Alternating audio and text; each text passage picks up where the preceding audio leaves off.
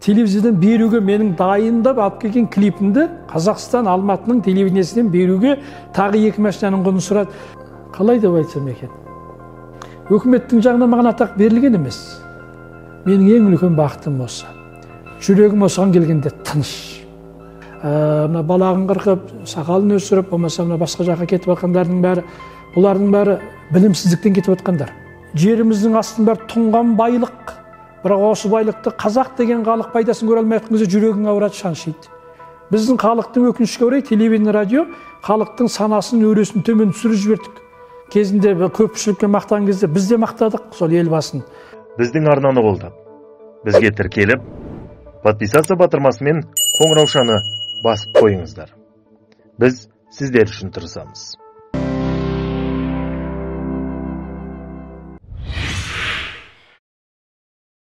Аллаға шүкір, хәлім жақсы, денім сау, бала-шағам аман есен. Мен айналысатын тірлік біреу ғана ғой. Әуелі сол Алланың құлымыз, құлшылықтамыз. Ал енді мынау Алланың берген бойымыздағы кәсібі, әншілік, сазгерлік қабілет. Әнімізді айтамыз, шақырған жерге барамыз. Ризығымызды теріп жеп жүрміз. Мен айтам ғой, өнер адамның ризығы халықтың ортасында деп. Сол жаңа әр жерге барған кезімізде сол ризықты теруге барамыз. Аллаға сансыз шүкір, бәрі жақсы, аман есенбіз.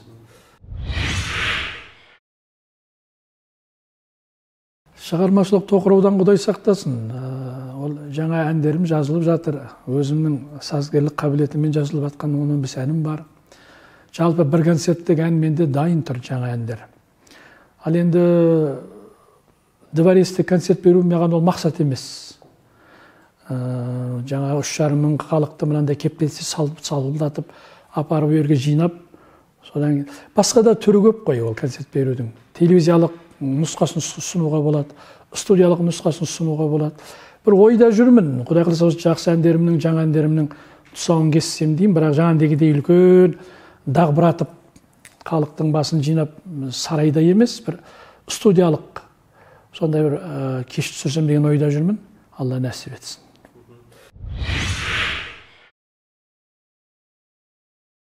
Мен ана бір жылы осы жаңадан осы 20 жыл бұрын беген, 25 жыл бұрын беген осы клип деген моды болды. Екінің бірі осы клип түсіріп жатырмын. Жаңағы журналистер алдыңа келіп ассалаумағалейкумнен кейін қандай клип түсіріп жатсыз деген сұрақ болды. Содан кейін мен намысқа тырысып, астымдағы мініп жүрген машинамды сатып, Ташкентке барып бір клип түсіріп келдім өзім әніме. Содан келгеннен кейін Хит ТВ-ға келдім. Кеудеме нам пісіп, ойбай, не дейсің, клипім бар деп. Сол клип, бір машинаның құны клипқа кетті. Келгеннен кейін жаңағы Хит ТВ-ға беріп, Қазақстанымда жүрмін. Қазақтың әні, Хит ТВ мені танитын әншімін, атағым дардай. Сонда менен 2 машинаның құнын сұрады ғой. Телевизиядан беруге менің дайындап алып келген клипімді Қазақстан Алматының телевидениесінен беруге тағы 2 машинаның құнын сұрады. Содан кейін мен айттым, жата берсін сағындықтың түбінде, ертең немере шөберем көреміз деп. Содан кейін мен біріншіден көңілім қалды. Екіншіден мен өзі жалпы клипке құмар емеспін. Болмаса жаңағыдегі осы еліктеп бірдеңе түсіруге болады, бірақ оған мен мақсат емес маған ол. Аллаға шүкір, мен танылған әншімін. Жалпы клип деген өзін-өзі таныта алмай жүрген, жаңадан бастаған әншілерге өте қолайлы. Себебі тез тарайды, түрің тез жатталады, халықтың көрісі көп болады. Бізге үлкен әншілерге, сахнада 30 жыл жүрген әншілерге мен ойлаймын, бұл клиптің қажеті жоқ. Бірінші біз сұрақты былай қояйық. Сол әншілерге сол әнді жеткізген кім? Оны жеткізген телевидение мен радио. Телевидение, радионы кінәлауымыз керек. Сол жерде талғам жоқ, ол жерде комиссия жоқ. Ит пен құстың әнін қабылдап, мәні жоқ, мағынасы жоқ әнді беріп жатқан телевидение мен радио, болмаса менің жеке радиом, жеке телевидением жоқ беретін. Бұл жерде әншінде халықты кінәлауға болмайды. Мына телевидение, радио деген жалпы мына халықты тәрбиелейтін құрал бұл. Бұл идеология бұл. Біздің халықтың өкінішке орай телевидение, радио халықтың санасын, өресін төмен түсіріп жібердік. Талғамнан айырылып қалдық біз. Қазір кейбір әншілер бар, аға деп ән сұрайды, әнім бар десең, тойда айтуға бола ма дейді да. Одан кейін кінәлі мынау, біз дүние қуып кеттік. Әншілердің бәрі сахнаға деп ән жазбайтын болды қазір. Тойға деп ән жазатын болды. Неге тойға? Ақша тапқысы келеді. Тойда жүргісі келеді. Фонограммен аузын жыбырлатып, өтірік сылқиып киініп алып, өтірік ақша елді алдап жүргісі келеді. Олай болмайды. Сол айтпақшы, талғамды әуелі сол телевидение мен радионы бізде сөйерді баяғы біздің алғаш шығып жүрген жылдарда керемет комиссия болатын. Қабылдау комиссиясы болатын. 15 адамнан тұратын.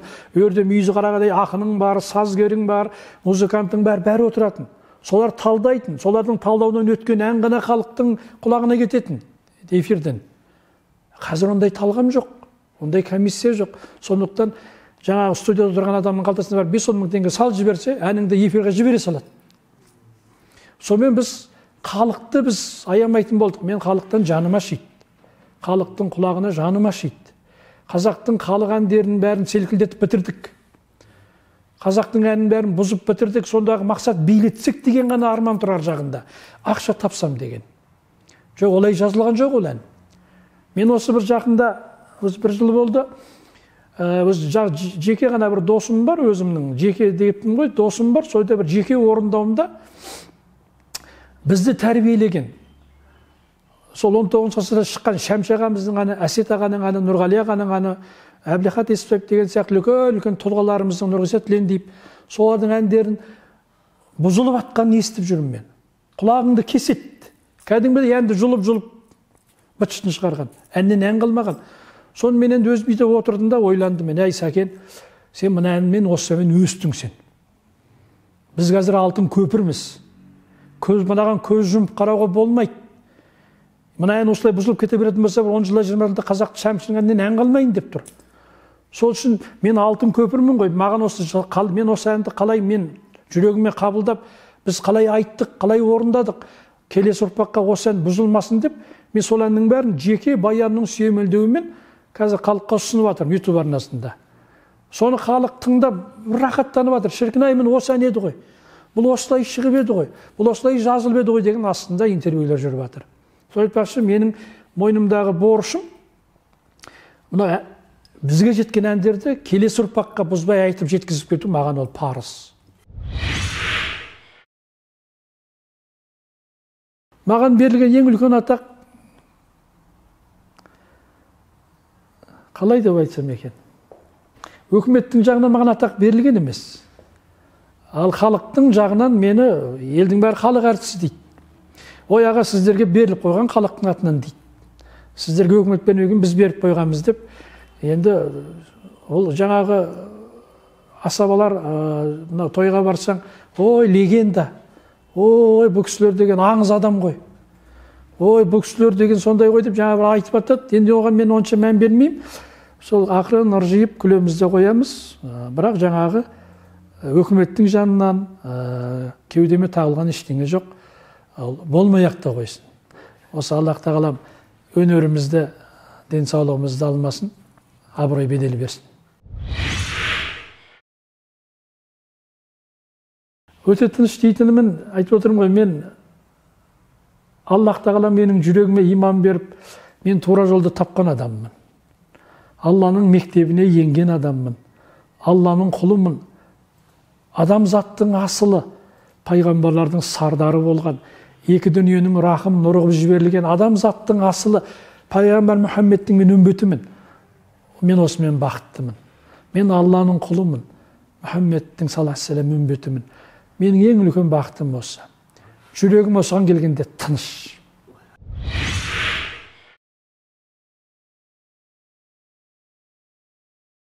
Мешітке барып жүргеннің бәрі тура жолда, оның бәрі сол керемет болып көтеріп айтуға болмайды.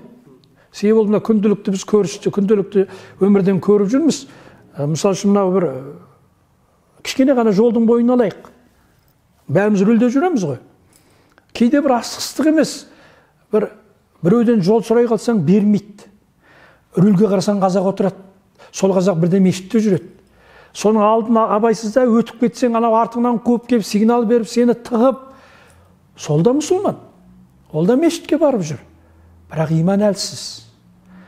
Мешіттің бәрі толып жатқанның бәрі керемет, бір салиқалы тұлға деп айтуға болмайды. Бірақ барып жүргеніне қуанамыз. Арақ ішпей жүргеніне қуанамыз. Темекі шегіп, анасын шегіп кетпегеніне қуанамыз мешітке барғандардың. Бірақ оның бәрі жаңағы бәрі керемет тұлға, бәрі керемет піскен мұсылман, мынаның бәрі инабатты ибалы деп айтуға болмайды. Қателесіп жүргендер көп, өкінішке орай. Айранда үйіп отқан қазағымызды іріту ғой. Жаңағы мынау басқа сектаға кетіп, мына балағын қырқып, сақалын өсіріп, болмаса мына басқа жаққа кетіп жатқандардың бәрі, бұлардың бәрі білімсіздіктен кетіп жатқандар. Бұлардың талайы Құдайға шүкір қайтып өзінің жолына келіп, мына біз Әбу Ханифа мәзһабына оралып, жағдайы түзеліп жатқандар да Аллаға шүкір жетерлік. Арымның алдында адалмын. Арымның алдында адалмын. Жоқ, қайтып отырмын ғой, егер мен бас пайдам үшін өмір сүрген болатын болсам, мен бір жерде жұмыс істеп жүрген болар едім қазір. Бастық болуға да шамам жетеді. Ақылым да жетеді, парасатым да жетеді. Бірақ мен жаңағы жаратылысым солай, өтірік айта алмаймын, алдай алмаймын. Жаңағы біреуге сөз берсем, сөзді орындау керек. Ол парыз, ол міндет. Ал енді арымды аттадым деп айта алмаймын. Бірақ енді пендешілік, қателік көп болды. Мен шындықты жиі айтатындай, мен жиі экранға шықпаймын. Мен шақырған жердің бәріне бара бермеймін. Жаңағы бір сол сұхбаттан бір пайда тиетін болмаса, әйтеуір шақырдың деп селкілдеп мен бармаймын. Мысалы, мына бір жеңіл желпе телевидение радиолар бар. Оларға мен барғым келмейді, аяғым тартпайды. Кез келген сұхбатыңнан, кез келген әніңнен, кез келген әйтеуір бір іс-қимылыңнан, сериалыңнан болсын, бір берерің болмаса, айтарың болмаса баруға болмайды. Әйтеуір шақырып адыргын деп желпілдей беруге болмайды. Ұлт мәселесінде енді осы интервьюмда мен ылғи да айтам, Асыл-арнаға берген бір сұхбатымда айтып едім, жүрегіңіз ауырмайды ма? Айттым, жүрегім ауырады, көп нәрсеге ауырады. Қазақ пен қазақтың шүлділеп орысша сөйлеп тұрған кезде жүрегім ауырады, сыздайды. Жасы келген, егде жасқа жеткен апаларымыз қартай алмай, ағаларымыз қартай алмай, ақсақалдыққа жете алмай, ана апамыздың бойында, басында орамалы жоқ, желпілдеп жүрген кезде жаның ауырады, жүрегің ауырады. Бұлардан немерелері қандай тәрбиелі батыр дейсің ғой.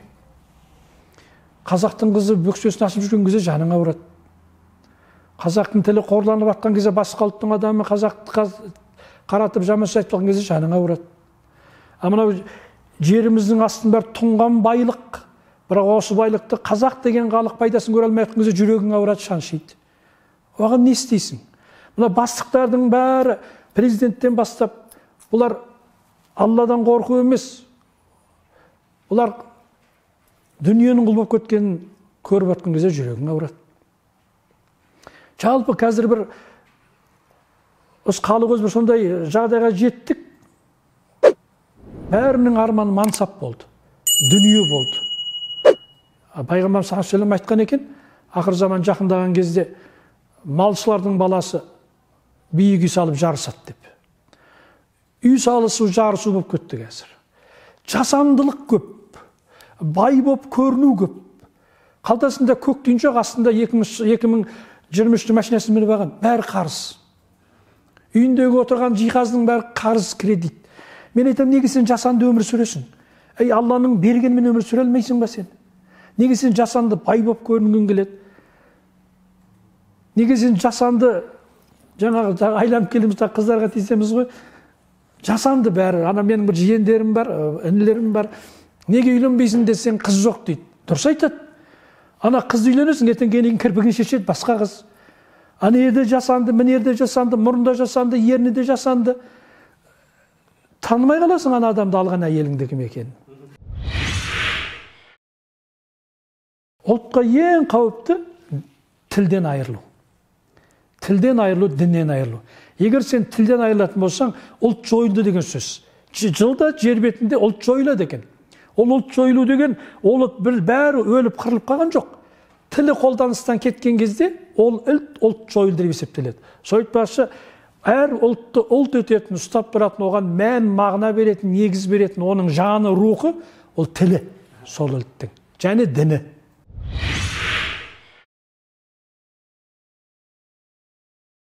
Мен 30 жылда біз қатты алдандық деп ойлаймын.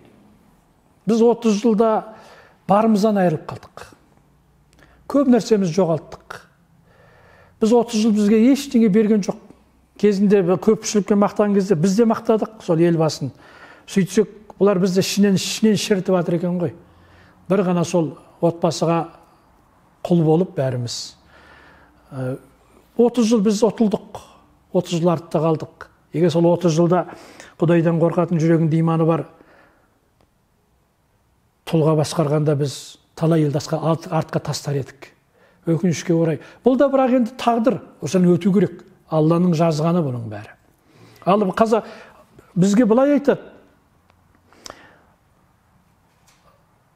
Халқың қандай болса, сондай патша келеді деп.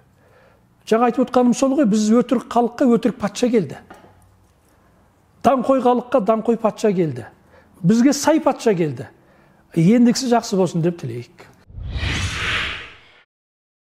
Ертеңгі қазақ, енді біздің баяғы ұлт әулиелеріміз болжапта кетті ғой. 30 жылдан кейін, пәлен жылдан кейін, 30 жыл ұры басқарады, содан кейін қой үстіне бозторғай жұмыртқалатын заман келеді деп. Жалпы мен оптимистпін. Мен болашағымыз керемет деп ойлаймын. Себебі, біріншіден, мешіттеріміз жасқа толды. Мешіт деген не? Мешіт деген Құдайдан қорқатын, ар ұятын орнына қоятын, айтқан сөзіне жауап беретін ұрпақ тәрбиелеу. Құдайдан қорқатын. Егер сол жастардың әрқайсысы ертең бірге креслоға отырады, бір елбасы болады, бір әкім болады, бір сот, бір прокурор болады. Құдайдан қорқатын жастар келетін болса, Құдайдан қорқатын басшылар келетін болса, біз оңаламыз. Бірақ жалпы мен келешегіміз мықты деп, келешегіміз керемет деп сенем. Өзім сенем, Құдайдай сенем. Маған соңғы сөз берілетін болса, қазақ тіліңе сақ бол, дініңе сақ бол, біріңді бірің дос көр, біріңді бір бауыр көр, бірің етегіңнен тартпа, біріңе бірің жәрдем бер деп айтар едім. Біріңді бірің төбеңе көтер деп осылай айтар едім.